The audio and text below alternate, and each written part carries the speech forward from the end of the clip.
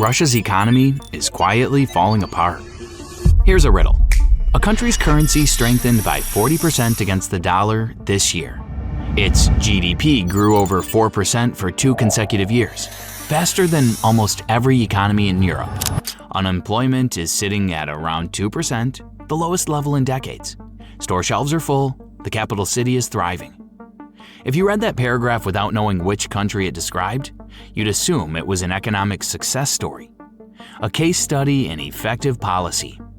That country is Russia, a country under more international sanctions than any other nation on earth, a country pouring an unprecedented share of its national wealth into a war that has now lasted over 3 years. And depending on who you ask, Russia's economy is either proof that sanctions don't work, or it's standing on the edge of a cliff it doesn't know is there yet. Both of those framings are wrong, and the real picture is far more interesting than either one. Let's start with the numbers that make Russia look strong, because they are real numbers, and they deserve to be taken seriously before we pull them apart. At the end of 2024, Russians were paying 113 rubles for a single US dollar. Today that number is below 80, roughly where it sat before the invasion of Ukraine began. That's a currency strengthening by 40% against the world's dominant reserve currency in less than a year, while under the heaviest sanctions regime any major economy has ever faced. The GDP numbers tell a similar story. In the year of the invasion itself, Russia's economy contracted by less than 1.5%, while Ukraine's economy, the country being invaded, shrank by nearly 30%.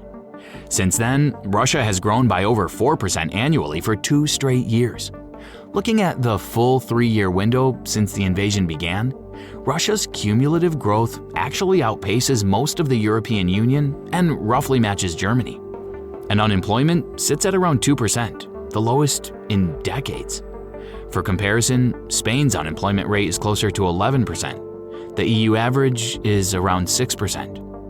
If this were the entire picture, the video would end here.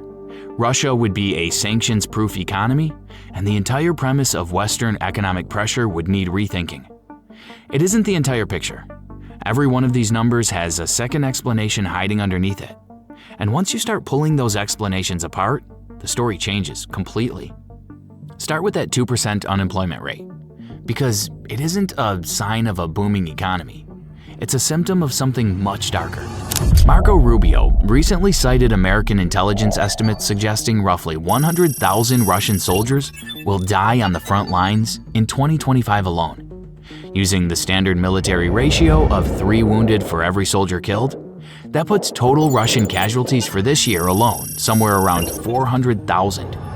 A CSIS study from June 2025 put the cumulative 3-year total at approximately 1 million Russians killed or wounded, a milestone the report described accurately as staggering. That's the first reason unemployment is so low. A significant portion of Russia's working-age male population is dead, wounded, or fighting. The second reason is brain drain. Between 500,000 and 1 million Russians left the country permanently after the 2022 invasion, according to Stanford research. Some have since returned. Some operate in a hybrid arrangement, splitting time between Russia and countries that haven't closed their borders. But the demographic profile of who left matters. Overwhelmingly men between 20 and 50, and overwhelmingly the most educated segment of Russian society. This is not a population loss spread evenly across society. It is concentrated almost entirely in exactly the group an economy needs the most. The combined effect: Russian companies currently report a shortage of 2.6 million workers, a 17% increase year over year.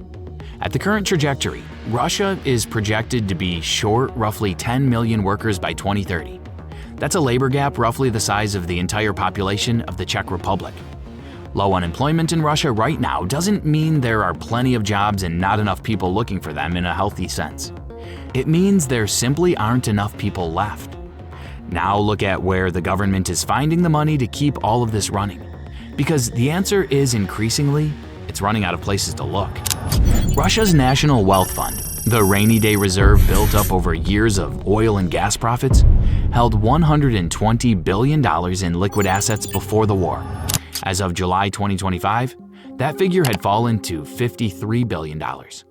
Just a month earlier, it was reportedly down to $35 billion, less than 30% of pre-war levels.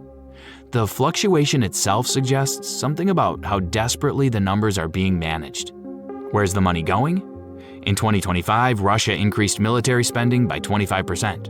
Roughly 40% of total budget expenditure now goes toward armaments and defense, an amount approaching $200 billion annually, or over 7% of GDP. And that's just the visible portion. Multiple intelligence assessments suggest Russia deliberately hides additional military-related spending inside other budget categories like paramilitary services, social support payments to soldiers' families, and so on. For context, in 2021, before the invasion, Russia's total military budget was under 5 trillion rubles. Today, it's over 15 trillion, triple in 4 years. The Kremlin is allocating essentially everything it can toward the war without triggering outright state paralysis. The problem is that the main source of revenue funding all of this, the thing that has historically kept the Russian state solvent through crisis after crisis, is the one sector now showing the clearest signs of strain. John McCain once described Russia as a gas station with a flag. It was a dismissive line at the time. It has aged into something closer to a load-bearing description of the entire Russian state. Direct oil and gas sales account for roughly 30 to 35% of the federal budget. But that's only the visible portion.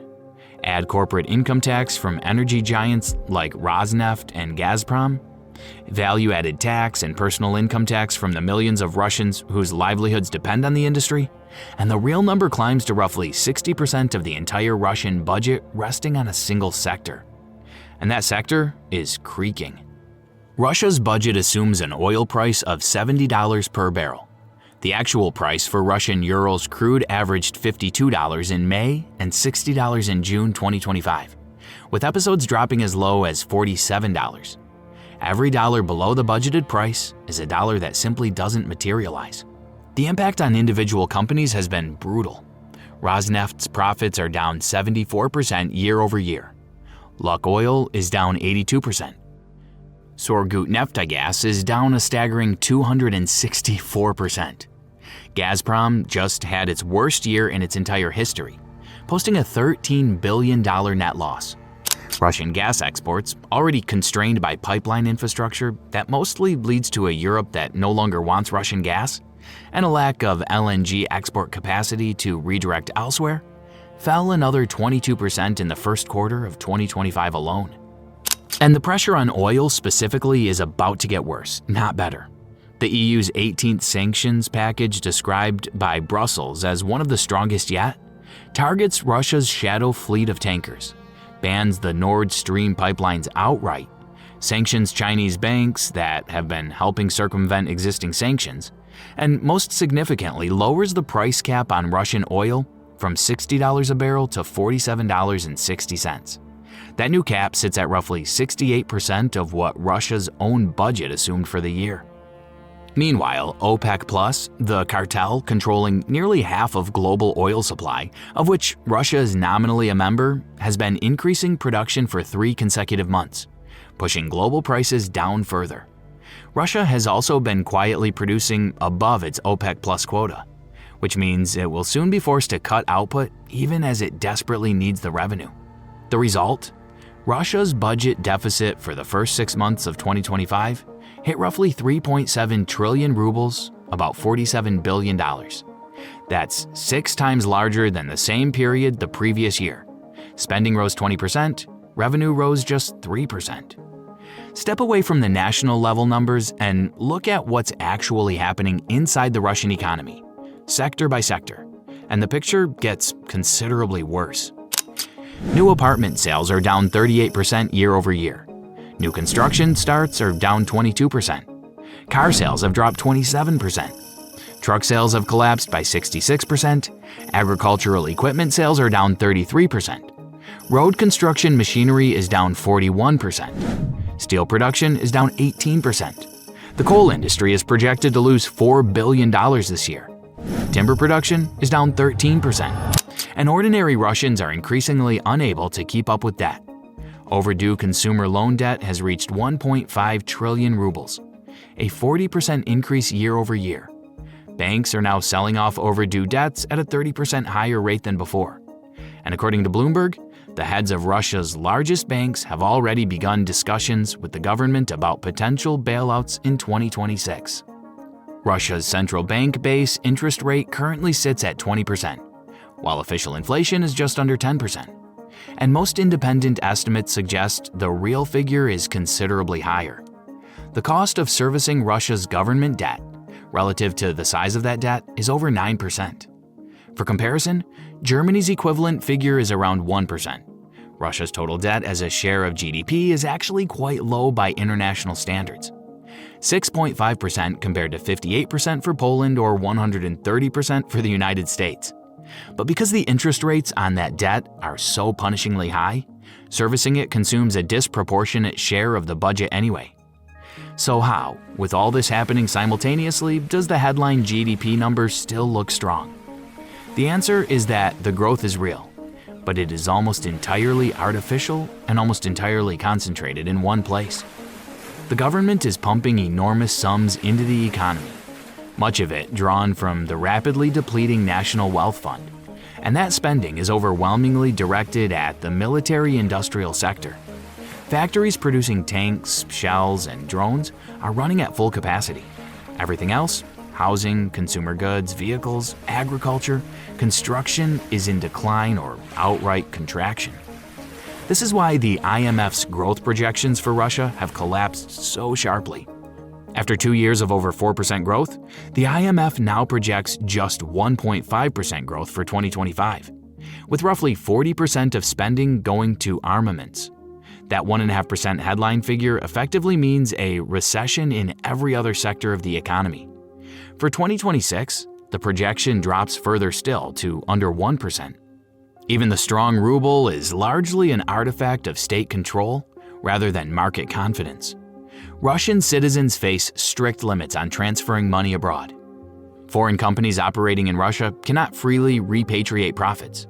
They are, in a real sense, financial hostages of the Kremlin. Exporters are required to convert as much as 80% of foreign currency earnings into rubles within a specified window. Combine that with interest rates at 20%, and you get a currency that looks strong because the government has made it structurally difficult for money to leave.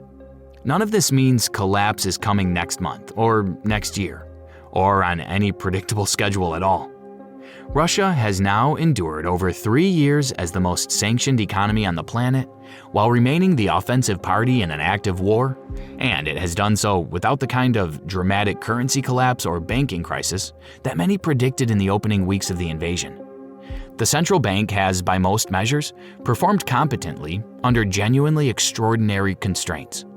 China's continued economic support, even if it increasingly resembles a junior partner relationship from Moscow's perspective, provides a backstop that didn't exist for previous sanctioned regimes. And ordinary Russians have, for now, largely absorbed the cost of the war through a kind of fatalistic acceptance, the sentiment often summarized as poor life but great Russia. That acceptance is itself a resource. It's just not a renewable one. Hemingway once wrote that a man goes bankrupt 2 ways, gradually and then suddenly. Russia's economy right now is unmistakably in the gradual phase. Worker shortages compounding year over year. A sovereign wealth fund on a trajectory toward zero by 2026. An oil sector facing a tighter price cap just as global supply increases. A budget deficit 6 times larger than a year ago. Consumer sectors in simultaneous decline. None of these problems are sudden. All of them are accumulating. Whether or when gradual becomes sudden depends on variables nobody can fully predict. Oil prices, sanctions enforcement, the war itself. Predicting the exact moment is closer to fortune-telling than analysis. But the structural decay is no longer something that requires speculation to see. It's in the numbers. Every quarter, it gets a little harder to hide. If the gap between Russia's headline GDP numbers and what's actually happening inside its economy surprised you, there's a lot more hiding behind official statistics from countries under pressure. Subscribe for the economic stories the headlines don't tell.